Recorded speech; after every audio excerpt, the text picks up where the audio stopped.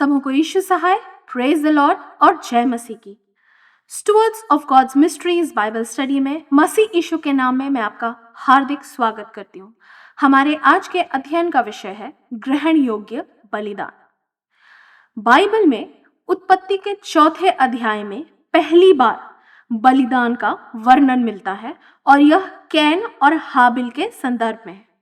और वहां कुछ इस प्रकार लिखा हुआ है कि हाबिल भेड़ बकरियों का चरवाहा था और उसका भाई किसान था जो कि कैन था।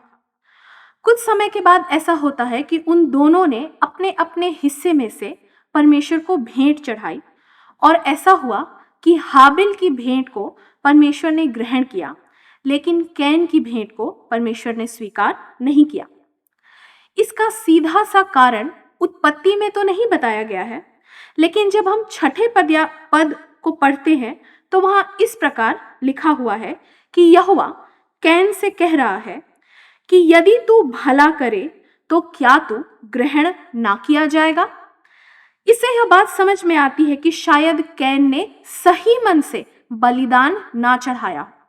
लेकिन नए नियम में जब हम इब्रानियों की पत्री में से पढ़ते हैं अध्याय 11 और उसके 4 पद को, तो वहां हम कुछ इस प्रकार से लिखा हुआ पाते हैं। विश्वास ही से हाबिल ने परमेश्वर के लिए कैन से उत्तम बलिदान चढ़ाया, जिसके द्वारा उसके धर्मी होने की गवाही दी गई और परमेश्वर ने उसकी भेंटों के विषय में गवाही दी। यद्यपि हाबिल मर चुका है, फिर भी विश्वास के द्वारा अब तक बोलता है। यहां इस स्थान पर यानी कि इब्रानियों की पत्री अध्याय 11 और उसके 4 पद में हाबिल के विश्वास का जिक्र है। इस विश्वास के आधार पर हाबिल ने अपने भाई कैन से अधिक उत्तम भेंट परमेश्वर के लिए चढ़ाई। उसने उत्तम बलिदान चढ़ाया और यह बात परमेश्वर की दृष्टि में उसके लिए धार्मिकता गिनी गई, अर्थात परमेश्वर के साथ उसके अच्छे और गहरे संबंध का प्रमाण। यह बात यहां स्पष्ट हो जाती है कि कैन इस विश्वास से चूक गया था। उसका बलिदान इसी कारण से परमेश्वर की दृष्टि में उत्तम नहीं ठहरा और इसलिए परमेश्वर के द्वारा ग्रहण नहीं किया गया। यदि हम नए नियम में आते हैं तो वहां प्रेरितों के काम अध्याय 5 और उसके 1 से लेकर के 11 पद में हम हनन्याह और सफीरा नामक एक दंपति का जिक्र पाते हैं और हम उनके विषय में यह लिखा हुआ पाते हैं कि उन्होंने अपनी जमीन बेची और उस बेची हुई जमीन की रकम में से कुछ अपने लिए रख लिया और फिर पतरस के सामने जाकर उन्होंने बाकी जो बची रकम थी उसे यह कहकर दिया कि यह पूरी रकम है। यहां पर भी विश्वास की कमी पाई गई। यहां यह पाया गया कि झूठ का सहारा लिया गया और परमेश्वर के समक्ष झूठ बोला गया।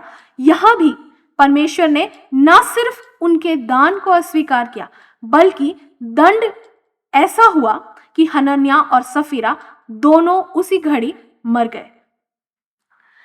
लूका रचित सुसमाचार अध्याय 21 और उसके पद 1 से 4 में हम एक और दान का वर्णन पाते हैं और यह एक कंगाल विधवा के दान के विषय में। यहां पर यह बताया गया है कि एक कंगाल विधवा थी जो कि काफी दरिद्र थी और उसने जो दान दिया उसकी रकम काफी छोटी थी, तांबे के 2 छोटे सिक्के। लेकिन प्रभु की दृष्टि में उसका दान सबसे अधिक मूल्यवान था, क्योंकि जो दूसरे लोग थे, जो अमीर लोग थे, जो धनी लोग थे, उन्होंने अधिक रकम का दान तो दिया लेकिन अपनी बचत में से, और वहीं उसी स्थान पर उस विधवा ने अपनी जीविका का जो कुछ था सब प्रभु के चरणों में अर्पित कर दिया। अतः यह बात उसके विश्वास का प्रमाण है और परमेश्वर की दृष्टि में यह उसके लिए धार्मिकता गिनी गई। जब हम कुरिन्थियों की पत्री अध्याय 9 और उसके 7वें पद को पढ़ते हैं तो वहां हम इस प्रकार लिखा हुआ पाते हैं, परमेश्वर हर्ष से देने वाले से प्रेम करता है। अंग्रेजी में यह वचन कुछ इस प्रकार से है, for God loves a cheerful giver. Now this cheer is irrespective of whether we have less or whether we have more।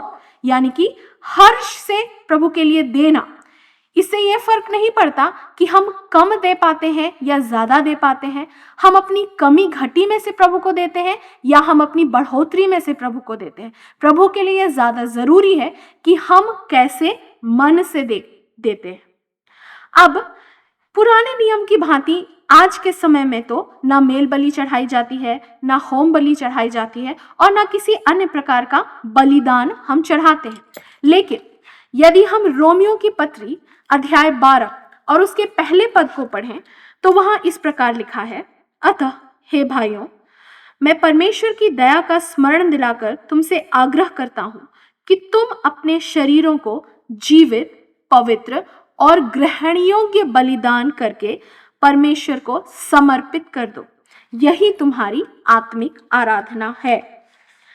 तो यहाँ पर यह बात सामने आती है कि जो पुराने समय के बलिदान थे वह तो अब नहीं है, लेकिन प्रभु चाहता है कि हम अपने आप को, अपने शरीर को, अपने जीवन को, अपना सब कुछ को परमेश्वर के सामने जीवित कर, पवित्र कर और ग्रहण योग्य कर बलिदान के रूप में अर्पित कर दे।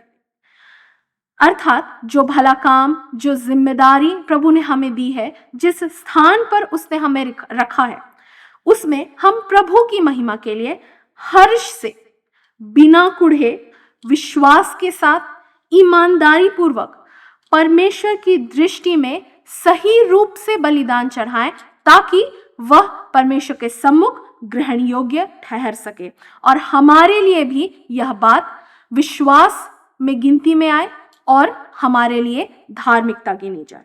धन्यवाद। प्रभु आपको आशीष दे।